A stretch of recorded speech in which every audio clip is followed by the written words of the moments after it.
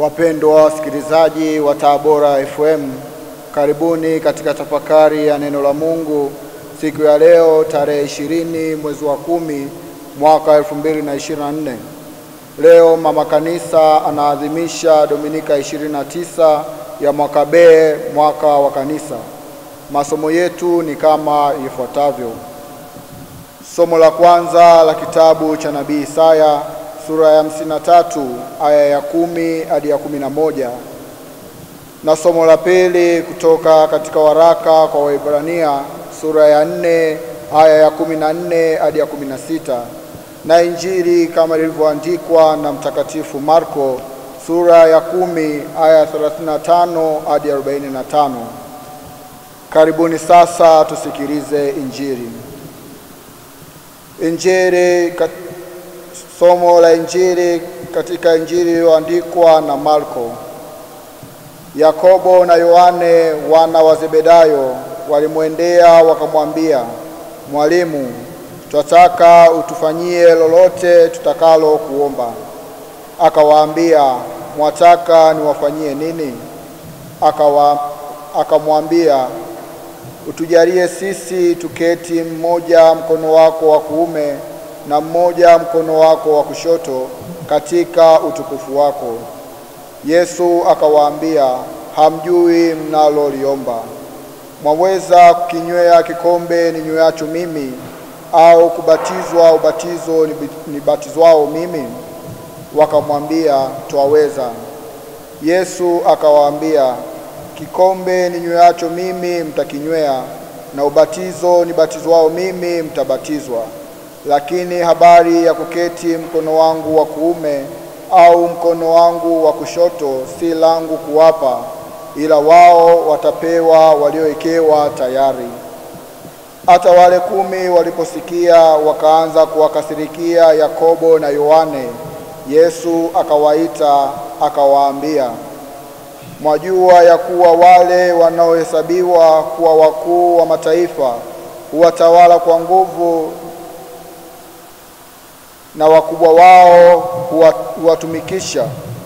Lakini haitakuwa hivyo kwenu, bali mtu anayetaka kuwa mkubwa kwenu atakuwa mtumishi wenu, na mtu anayetaka kuwa wa kwanza kwenu atakuwa mtumwa wa wote. Kwa maana Mwana wa Adamu naye hakuja kutumikiwa, bali kutumika na kutoa nafsi yake iwe fidia ya wengi." Neno la Bwana. Sifa kwako, Kristo. Ndugu msikilizaji wa redio Tabora, katika kipindi cha Dominika kadhaa, liturujia ya neno la Mungu imetupatia nafasi ya kutafakari umuhimu wa ndoa na familia kadiri ya mpango wa Mungu, kashfa ya fumbo la msalaba, na kwamba mali na utajiri wa dunia hii visiwe ni vikwazo vya kuingia kwenye ufalme wa Mungu. Yote haya ni ufafanuzi wa neno la Mungu mintarafu ukweli wa maisha ya mwanadamu. Hiki ni kiini cha ufunguo wa ukweli kuhusu Mwenyezi Mungu kama ilivyofunuliwa na Yesu Kristo. Lengo ni kutuwezesha kukuza na kuimarisha fadhila ya imani, matumaini na mapendo. Tutambue kwamba maandiko matakatifu ni kiini cha ukweli kuhusu mpango wa Mungu kwa kujitahidi kumfahamu Yesu Kristo, nafsi ya pili ya fumbo la Utatu Mtakatifu. Na kwa njia hii waamini wanapata nafasi ya kukua na kukomaa katika imani, matumaini na mapendo. Mpendwa msikilizaji, katika dunia hii watu hupenda kuwa na madaraka, vyeo mbalimbali, kushinda vita, kufaulu mitihani na mambo kama hayo. Lakini leo tunapotafakari neno la Mungu, tunaona jinsi Mungu anavyotualika kuwa na mtazamo tofauti na ulimwengu. Nabii Isaya katika somo la kwanza toka sura ya 53 aya ya 10 anatuwekea sura ya mtumishi aliyechubuliwa uso na kuhuzunika. Jambo hili latupa changamoto kubwa mno, yaani Mkristo ni kutumika na si kutumikiwa. Mfano kamili wa jambo hili ni Yesu Kristo, mjumbe wa Agano Jipya, anayejitoa maisha yake kwa ajili ya wengi pasipo kujibakiza. Nabii Isaya akitafakari mateso ya Bwana na jinsi gani anavyojitoa maisha yake yote, haachi kuona matunda ya kazi hiyo ya Masiha.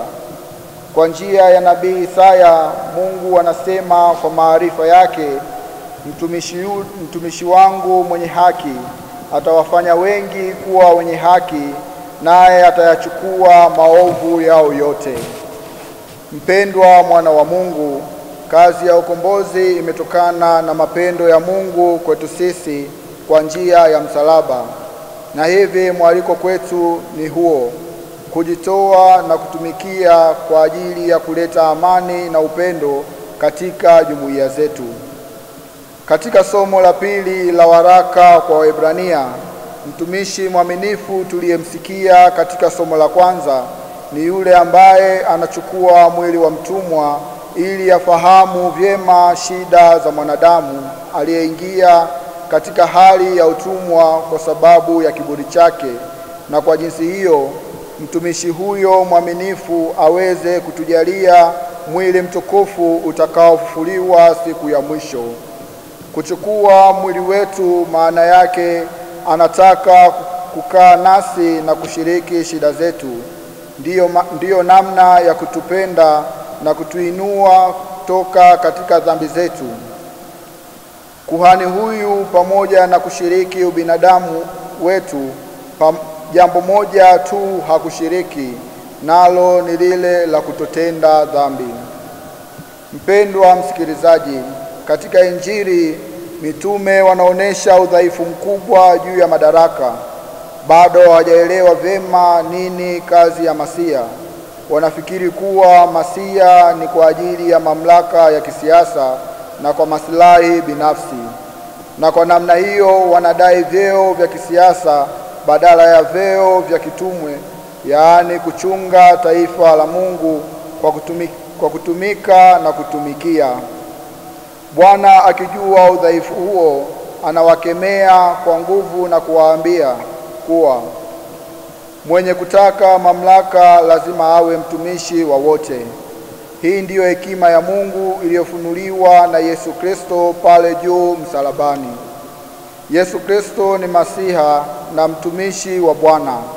Kashfa ya fumbo la msalaba inaweza kupokelewa kwa imani, kwa maana Yesu Kristo ni nguvu na hekima ya Mungu.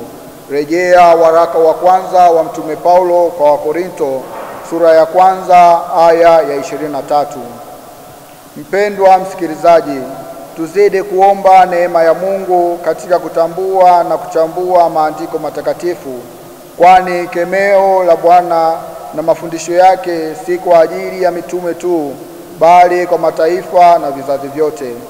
Na hivi anatuambia sisi leo ya kuwa uongozi ni kutekeleza mapenzi ya Mungu, yaani kujitoa kiaminifu kama Kristo alivyojitoa kufa msalabani kwa ajili ya wengi.